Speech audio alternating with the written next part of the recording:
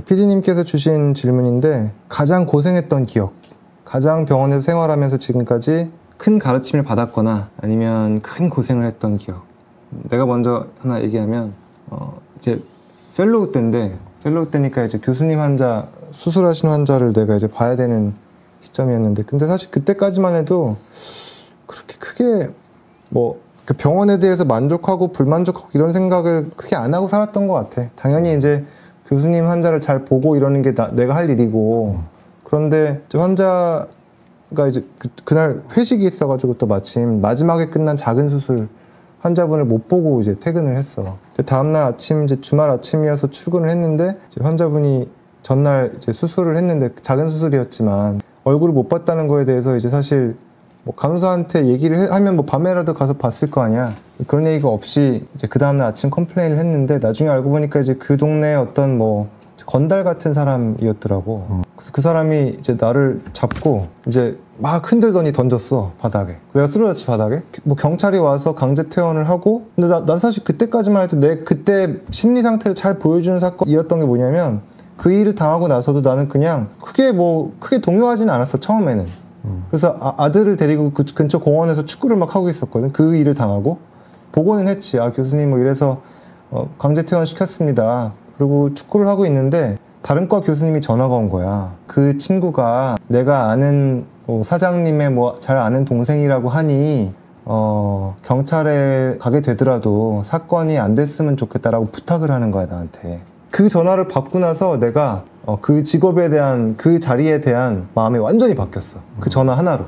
왜냐면 사실 그 전화 받기 전까지는 막 크게 섭섭하고 이런 생각도 안 했어. 있을 수 있는 일 그냥 내가 내 일을 덜 한 것도 있으니까. 근데 그 전화를 받고 나니까 내가 병원에서 차지하고 있는 위치가 이 정도의 위치구나. 약간 소모품이구나 나는. 우리가 생각하기에는 그런 일을 당했으면 병원이 먼저 괜찮으시냐. 그죠. 그리고 진료를 보게 해주고 이런 게 사실은 당연한 거잖아.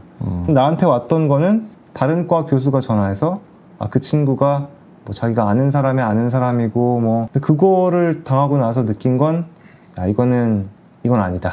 그래서 그게 나중에 여러 가지 복합적인 팩터가 나중에 이직으로 이어졌지만 지금 나한테 제일 정말 트라우마틱했던 거 하나 떠올리라고 하면 딱 그게 제일 컸던 것 같아.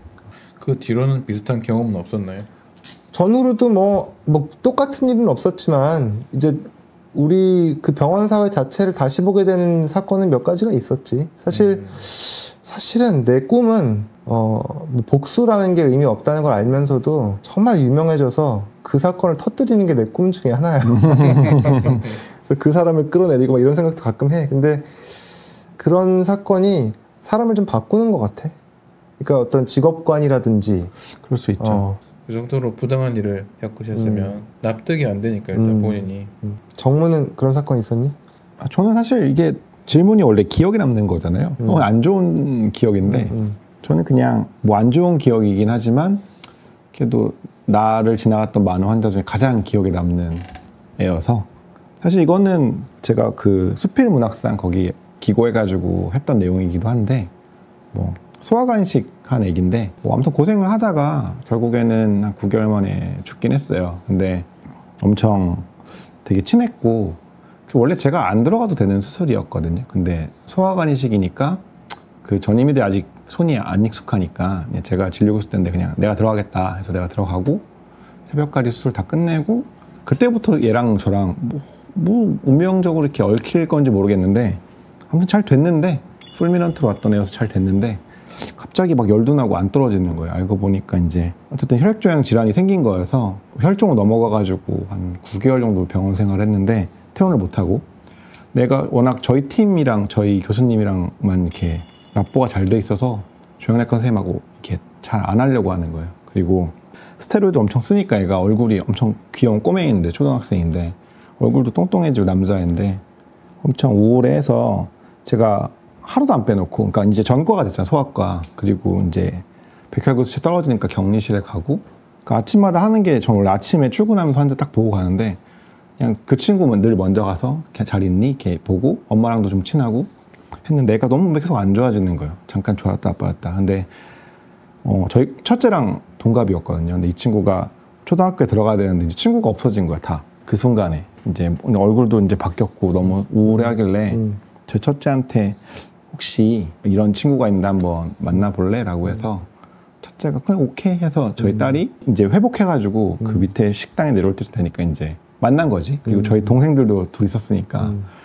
친구가 돼서 서로 엄청 잘 놀았어요. 그리고 크리스마스 때도 지나고 막 선물도 주고받고 막 되게 엄청 계속 제가 회복되니까 좋아했는데 결국에는 이게 안 좋아지는 애니까 안 좋아지더라고요. 그래서 잠깐 반짝했을 때 좋아졌다가 애가 아무튼 고생하다가 결국 죽긴 했어요. 근데 별 생각이 다 드는 거야. 원래는 그게 풀미넌트여서 그날 카데바가 안 떴으면, 그러니까 뇌사자가 안 생겼으면 그 친구는 이식을 못 받고 원래 그날 죽을 수도 있는 애인데 운 좋게 정말 딱 기적적으로 뇌사자가 그날 생겼고 풀미넌트니까 그 안에 받아야 되는데 하루 만에 받아서 잘 생각했는데 그 한 9개월 동안 어떻게 보면은 그날 죽었으면 아마 엄마도 힘들었을 거고 저희도 기억에서 없었을지 모르는데 그 9개월 동안 저희 아이랑 저랑 그냥 엄마랑 잠깐 계속 준비할 시간을 주려고 이게 신이 잠깐 유예를 해준 건가 이런 생각도 들고 사실 그때부터 제가 원래 소아간이식 환자 되게 좋아했거든요. 근데 그 다음부터는 그 친구 임종하는 것까지 봤거든 사실.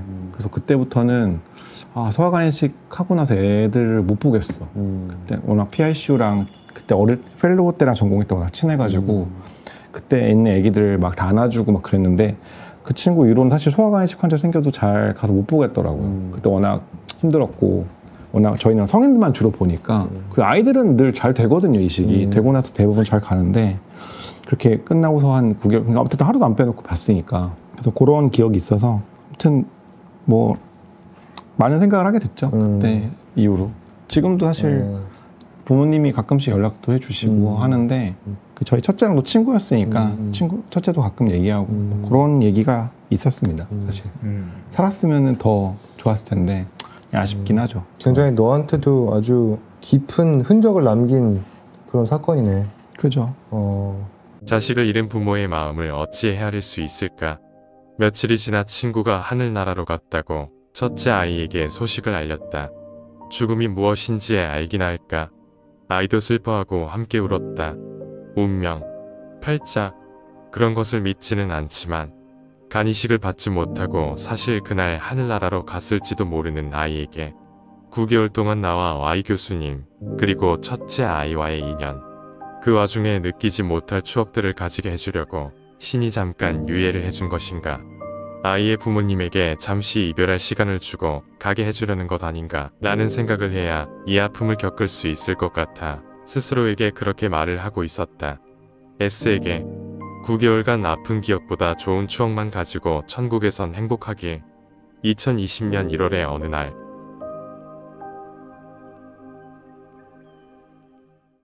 재현이는 어때?